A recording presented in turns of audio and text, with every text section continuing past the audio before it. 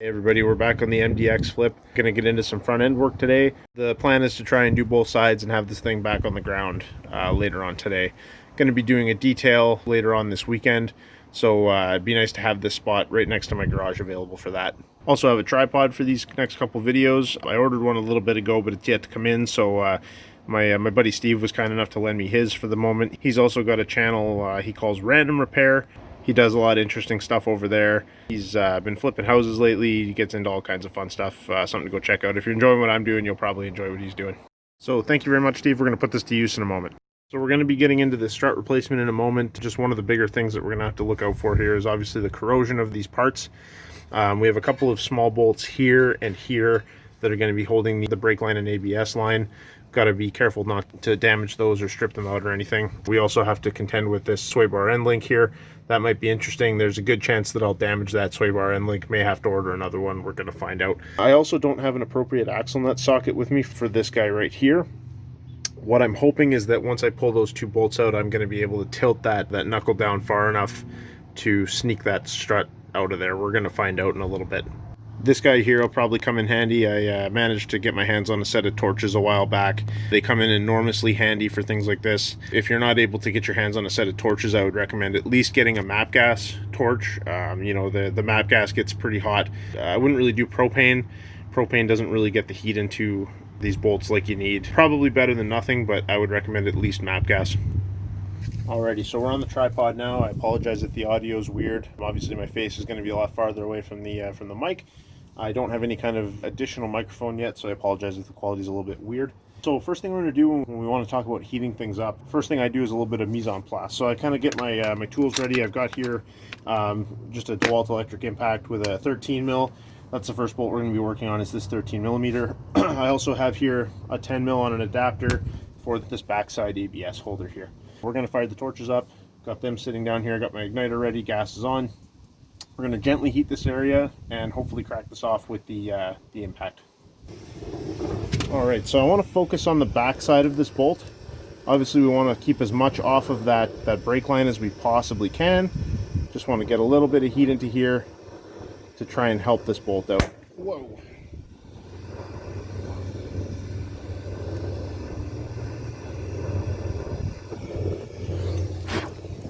Switch right over to our gun here. And you can see we've got that coming out of there, no problem whatsoever. Get that off of our rubber brake line as soon as we can so we don't heat that up and burn a hole in it. I'm going to pull this down out of the way. That went very good. So in keeping with the idea of a little bit of this mise en place, we're going to take this 10 mil here, and when you're working with these crusty bolts, I always get this on here and I give it a wiggle, make sure that it's going to seat on the bolt head all the way. Very often if these are crusty and you got it hot, you know, you're trying to be fast, get the gun on it, and you don't have time to screw around and try and get that stuff all cleared off there. You're better off making sure this goes on easily the first time. Get a little bit of heat on that guy.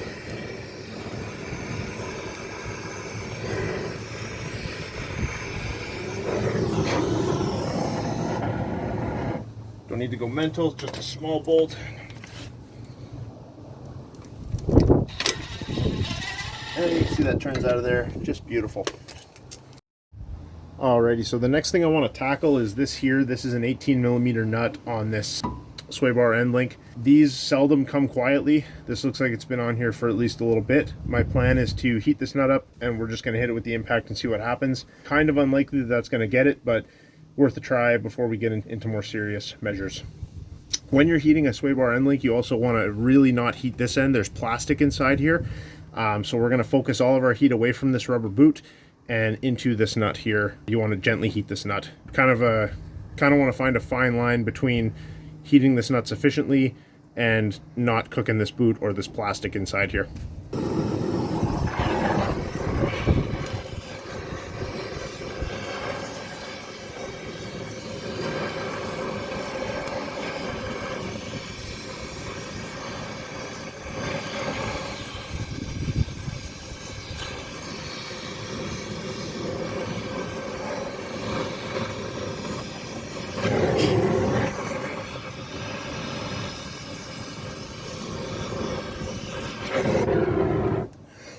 So as you can see, we've lit our boot on fire. That's something you want to try and avoid. Whoop. And as you can see, we're spinning that inside there, which is pretty much what I expected to happen, but you know, we tried. All right, so our impact gun has failed. That's kind of par for the course. Next step is going to be getting an 18mm wrench on here with our 6mm hex, and we're just going to try and turn this guy. Oh, and it's actually turning for now.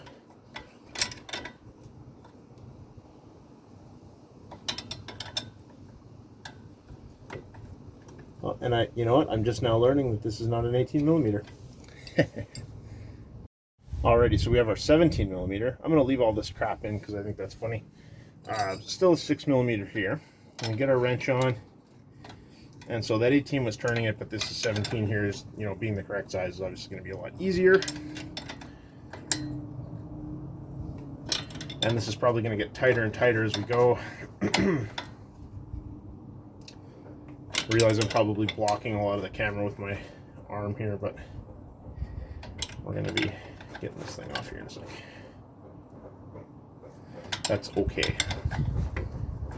If you're running into a ton of resistance here, you can kind of go back and forth a little bit also and try and clean the threads as you're coming off, especially if your plan is to reuse the part like I am.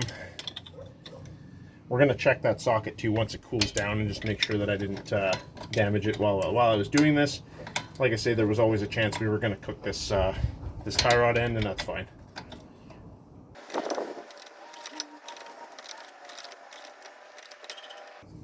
So it also looks like I'm holding this hex key. I'm really not. I'm just steadying it. This happens to be long enough to contact this down here by the knuckle. So my hand's in here, but only to hold it in place. I'm letting all the work be done by the hex key itself. And you can see here we're past the end thread, which is kind of, you know, home run territory. You know, it's the worst part's over. So at this point, what you want to do, oh,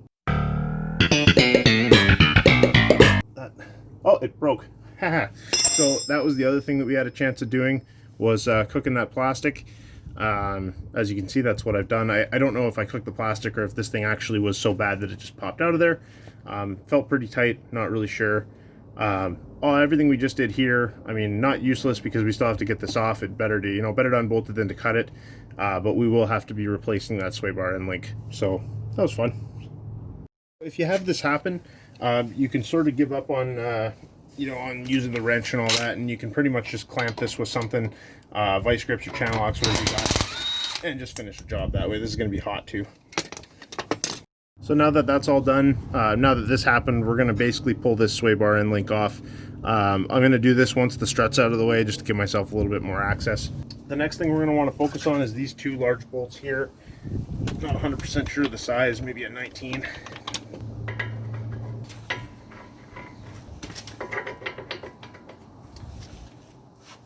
So I have a pretty pathetically small selection of impact sockets. I kind of just use whatever I have that fits snugly. This is pretty tight. I'm not sure what the equivalent for a 7/8 socket is. I think it's like a 21 or a 22. So since I have the torches out, I'm going to heat these up too. These nuts here I may have to hold with a wrench also. And so that was a 22mm, which is going to be the approximate equivalent to a 7/8 SAE. So we'll put a little heat on these, again being careful to watch our brake lines and all that kind of stuff. Want to try not to torch them. Put a little bit of heat into these. These being the size they are, I can't imagine we're going to run into a lot of issues with them, but since I've got the torches out anyway, I'll throw some heat on it, never hurts.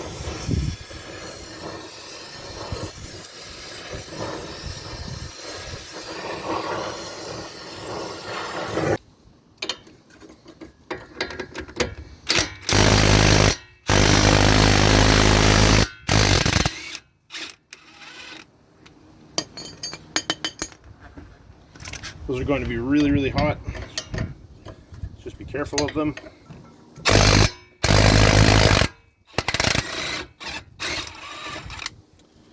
Beautiful. I'm going to pull these out. These shouldn't be hot, but always check.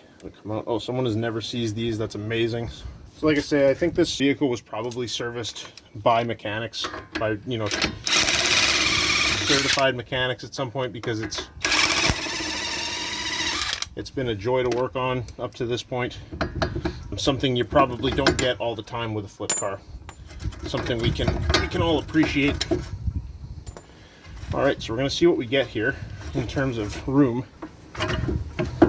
And I think I'll be able, oh yeah, I'll have lots of room to sneak that strut out of there. Perfect. So this is something I haven't really seen before, but no matter. This is your access to your strut bolts through these caps, just here in this sort of plastic bulkhead or whatever you'd call it. Down in there, I'm not sure if you'll be able to see.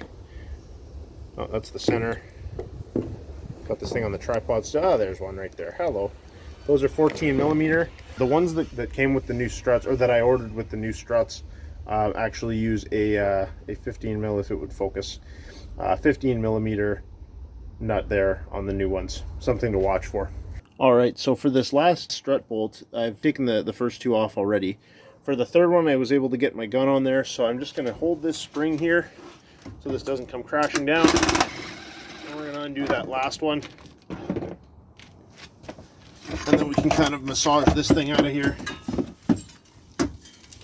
Lots of sand and stuff falling off. I want to avoid that getting tangled in all your lines there like I'm doing. Pretty good. And there we have it, a freshly removed strut. So this being down inside this plastic here, obviously you're not going to be able to reach in there and grab those. So what I'm going to do is kind of poke my hand up through this hole, and we're going to go on a little fishing trip. Yeah. And you can see there's all of those three nuts out of there. So I've made a bit of a mistake. I wanted to take pause and kind of talk about this for a quick second here. When I let this go off of that strut, I didn't have anything underneath this to support it, and so in this kind of falling outward, what I've done there is hyperextend that CV joint on the inside. So without getting into, you know, a crazy amount about how CV joints work, basically you've got three arms in there that sort of interface with this cup, and that's what allows it to turn while it's not in a straight line. But what happened was at least one of those arms have kind of come out of their slot, and now I'm having a really hard time getting it lined back up. I've looked at some videos covering this and some pages talking about this, and it can be quite challenging to get this back in with it in the vehicle. So I'm going to run to a parts store and grab an axle socket and take this out like I should have in the first place. I'll probably get a band at the same time in case I have to open that boot up, and we'll go through that as well. So something I like to do as I'm working is anytime you take off a nut and a bolt, I like to throw them back together. I try and keep all my hardware in a little Tupperware, a little bin of some kind, just so it doesn't all go rolling all over the driveway. The last thing too is if you happen to have anything that you're not reusing, such as a portion of a damaged tie rod end, you can discard that stuff as well. All right, so with that CV shaft falling out on me, I've elected to pull the axle right out. You know, these older vehicles with higher mileage, that tends to be a little bit of a pain in the ass. They get stuck on there pretty good, or you end up having to pry them out. Probably should have filmed that. I thought it would go a little quicker. It ended up being a little bit of trouble. So after a little bit of fighting in adult language, we got that out of there. And now we have this right here.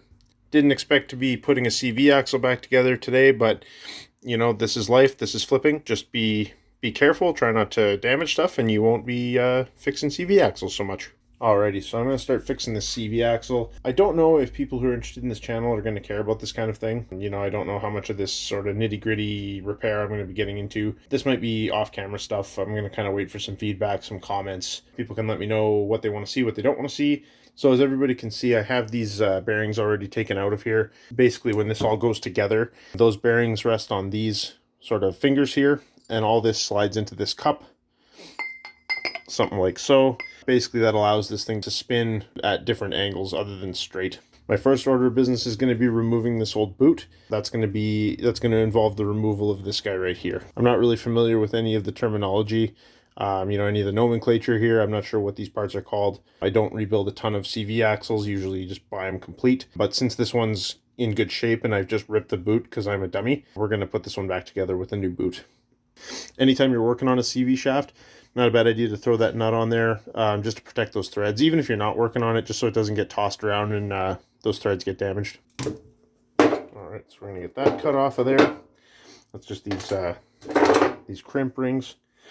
That should be loose now off of that shaft. Next thing we're going to do is get that, there's a snap ring in here If I can make this thing focus. Yeah, sorta. All right.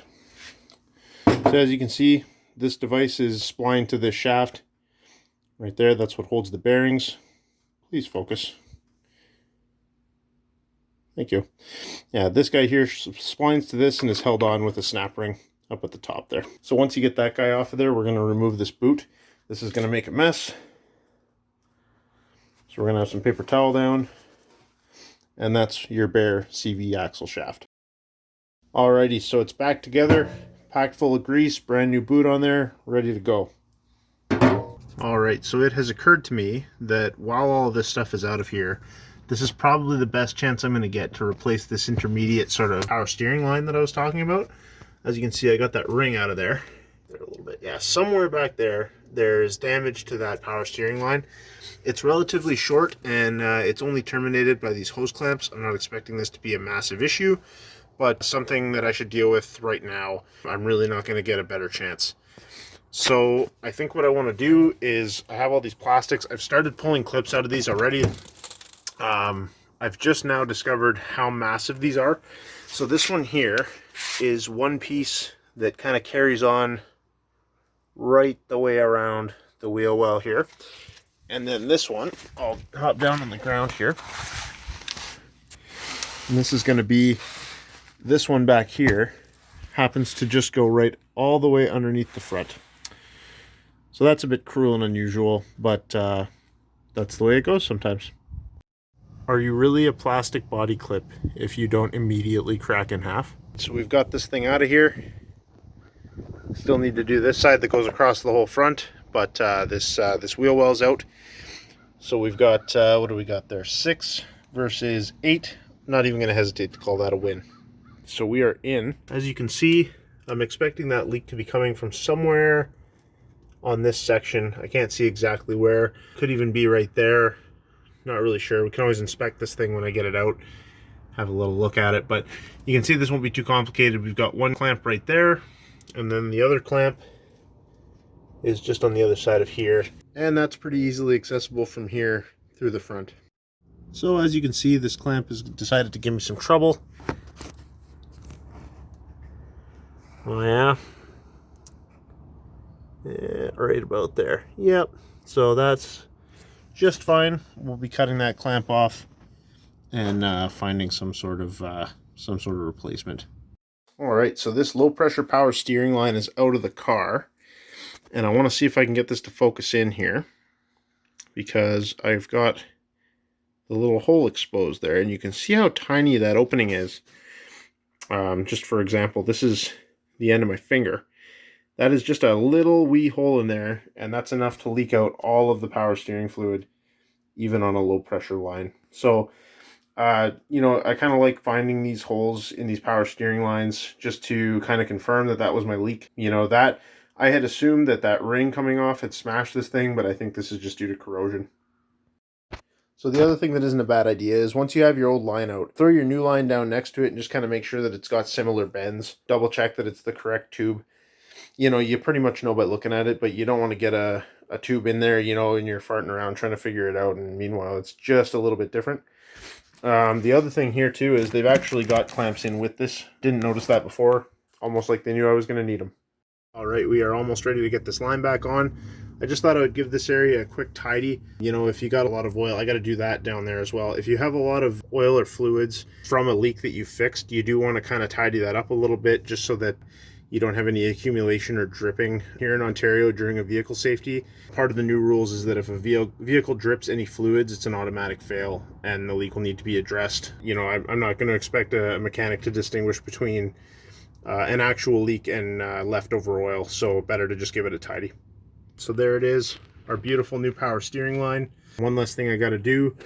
So normally, when you change a power steering line, obviously you'd want to fire up the car and test it. I won't be able to test this line until later on, after we sort out this AC compressor stuff. I trust this is going to be fine, but like I say, I'll have to test it a little bit later on. Gonna call this about here for this evening. Got the strut out, had some issues with the axle. Stuff comes up, throughout the day, other other tasks, other stuff that needs your attention. So, you know, you get to it when you can get to it.